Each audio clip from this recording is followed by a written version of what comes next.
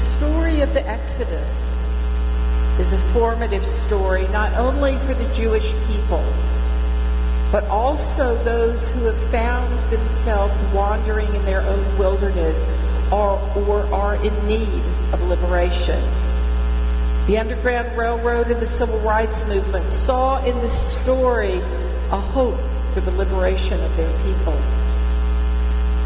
A couple of weeks ago, I had the privilege of preaching at Peace Congregational Church on part of the Exodus story. It was not the inspiring part. It was from a text in the book of Numbers about a time during the journey in the desert when the people were wandering, endlessly wandering. Gone was the feeling of victory from their escape from Egypt. They were complaining, kvetching, as I was told. They were tired, had no comfort, were bored from eating the manna from heaven, and were, many of them, ready to go back to their slavery in Egypt. They couldn't stand it anymore. They just wanted to be done. But life isn't like that. At times, life pushes us to the edge and we still haven't arrived at something that feels like home. Journeys take as long as they take. Perhaps they wandered so long because it takes human beings time to learn the lessons that transformation brings upon us. Lessons that can reshape us. Sometimes the lessons may even carve out new spaces in our hearts that create a larger capacity for compassion and love. And so it is that there may be times when events in our lives, events out of our control, pull us away from what we have known and put us on to another journey.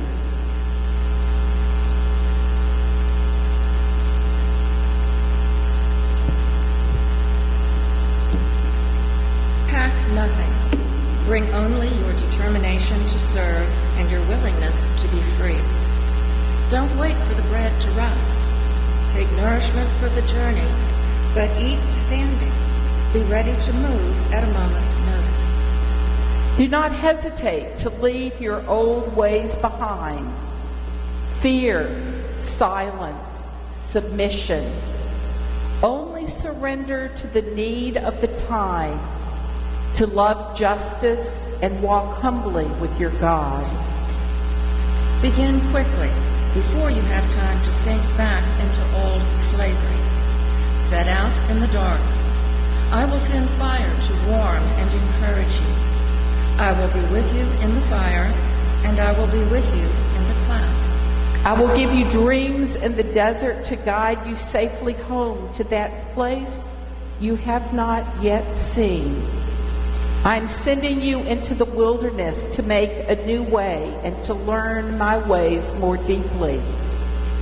Some of you will be so changed by weathers and wanderings that even your closest friends will have to learn your features as though for the first time. Some of you will not change at all.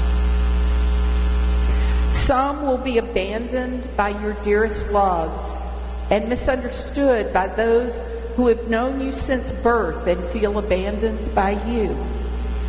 Some will find new friendship in unlikely faces and old friends and faithful and true as the pillar of God's flame.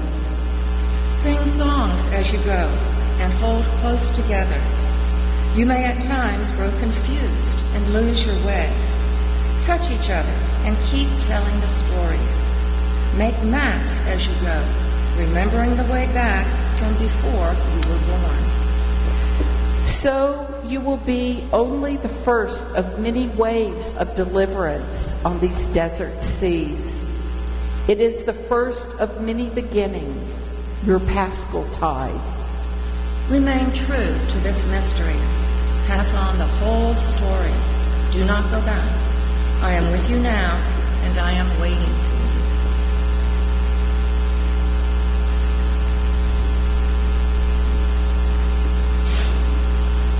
you. If Holy Week for Christians ended with Palm Sunday or with Good Friday, then the story of the life and teachings of Jesus would never have been told past the lifetime of his followers. But something did happen. What happened cannot be proven, but can be believed. And since the story was first told, human beings have found through that story a way to understand how to reclaim their lives after heartbreak and loss. It offers for many a way of living with hope and joy. For others of us, the story of the Exodus gives meaning to our wandering in the deserts of our own lives. Whatever stories give us meaning and sustenance, whatever challenges and losses life has brought us, we are here. We are here today. We are here today together.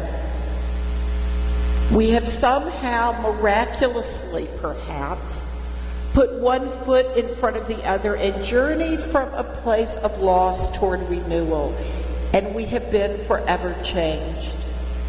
Perhaps we have learned through our own life experiences that life is forever renewing, that joy can return, and through it, we become new people.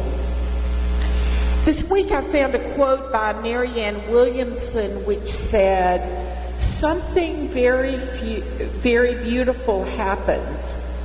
I would say can happen, so I want to adapt that a little bit. Something very beautiful can happen to people when their world has fallen apart. A humility, a nobility, a higher intelligence emerges at just the point when our knees hit the ground. When I read this quote for the first time, I felt the words seemed profoundly naive or almost cruel. No one should glorify the struggles of another. But there is truth in what she wrote. For those of us who have experienced the ravages of a Holy Week that took us from Palm Sunday to Good Friday, perhaps in the blink of an eye, the reality is that we have had to learn some of life's most difficult lessons.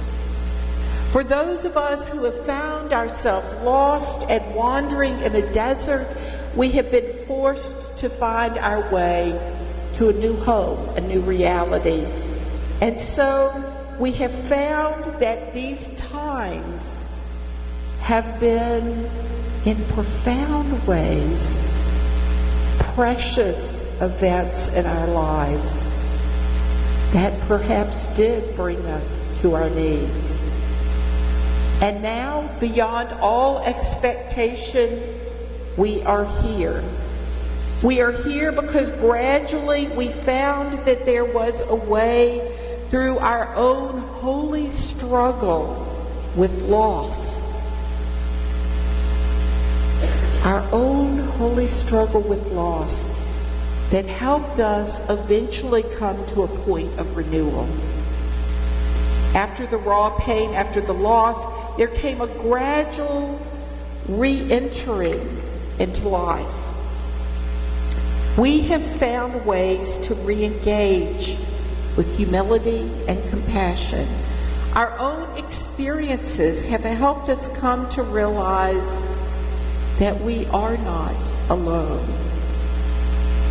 For Christians, there is the conviction that beyond the pain and loss, there is rebirth, renewal, a re-entering of life. If our lives, however, have taken us in a different direction, then like the Jewish people, perhaps we have come to a place of trust that after the journey, there is the promised land.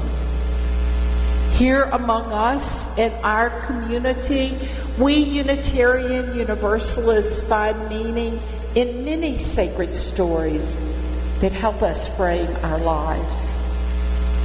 Perhaps our life experiences have been different.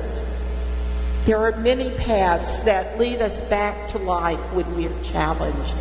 There are some of us for whom the story of Holy Week has meaning, and others for whom the journey in the wilderness is meaningful.